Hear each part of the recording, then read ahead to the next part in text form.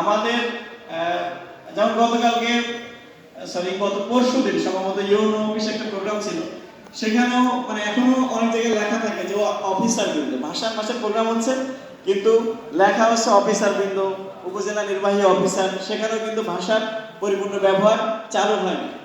এবং প্রত্যেক জায়গায় আমরা দেখতে পাচ্ছি যে আমাদের এখন পর্যন্ত বাংলাদেশের যে আইন অঙ্গন আছে সেখানে, অর্থাৎ সুপ্রিম কোর্ট তাদের ভাষা মানে তারা যে ভাষায় আইন লেখেন, যে ভাষায় রায় দেন, সেটাও এখন ইংরেজি ভাষা।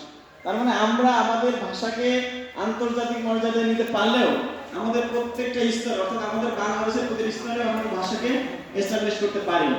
আমার কাছে মনে হয় এটা আমাদের একটা চরম ব্যর্থতা, এটা নিয়ে আমাদের কাজ করা উচিত।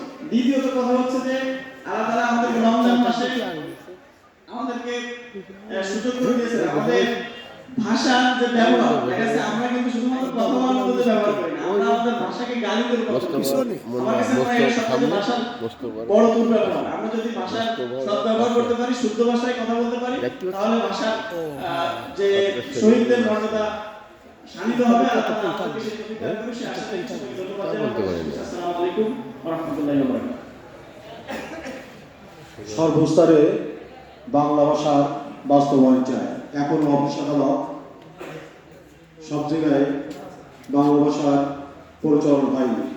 আমরা আজকের এই অনুষ্ঠান থেকে দাবি করতে চাই বাংলা ভাষার সর্বত্র ব্যবহার চাই। সম্মানিত উপস্থিতি, এ পর্যায়ে সংক্ষিপ্ত আলোচনা নিয়ে আসবেন বাংলাদেশ জামাত ইসলামী নোয়াপাড়া পৌর শাখার সংগ্রামী আমির জননেতা মাওলানা আলতাফ হোসেন।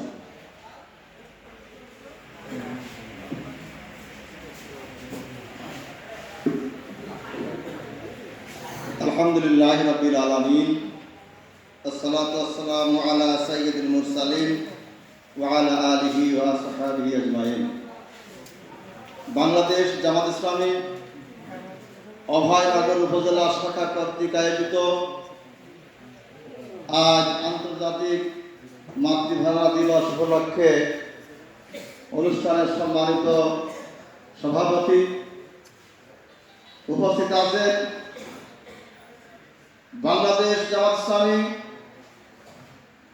অভয়নগর বাঘারপাড়া বসুন্দিয়ার নবনির্বাচিত সংগ্রামী জাতীয় সংসদ সদস্য জননেতা অধ্যাপক গোলাম রসুল ভাই সহ মঞ্চে উপবিষ্ট বিভিন্ন পর্যায়ের দায়িত্বশীল ভাই ও আমার সামনে উপবিষ্ট ভাইরা, আসসালামু আলাইকুম ওয়া রাহমাতুল্লাহ। আমি শুরুতেই সেই সমস্ত শহীদদের আত্মার মাগফিরাত কামনা করছি যারা 1952 সালে এই 21শে ফেব্রুয়ারি ভাষা দিবসের জন্য যারা রাজপথে জীবন দিয়েছিলেন, আরো সেই সমস্ত শহীদদের আত্মার মাগফিরাত কামনা করছি যারা 24শে জুলাই আন্দোলনের জন্য জীবন দিয়েছেন। সকল শহীদের আত্মার মাগফিরাত কামনা করছি। উপস্থিত ভাইরা, আমরা জানি 21শে ফেব্রুয়ারি একটা ঐতিহাসিক গৌরবময় দিন। এই দিনে যে সমস্ত ভাইরা রফিক, শফিক, ইসলাম, বরকতদার জীবন দিয়েছিলেন, তাদের স্মরণে এই দিনটা উদযাপিত হয়। আমরা জানি 1999 সালে 17 নভেম্বর ইউনেস্কোর একটা সম্মেলনে বাংলাদেশের 21শে ফেব্রুয়ারিকে আন্তর্জাতিক মাতৃভাষা দিবস হিসেবে স্বীকৃত দেয়।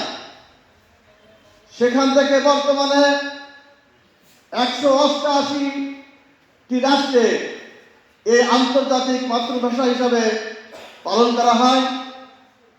তো যে সমস্ত ভাইরা যে উদ্দেশ্য বাংলার জন্য জীবন দিয়েছিল, অত্যন্ত পরিতাপের বিষয়।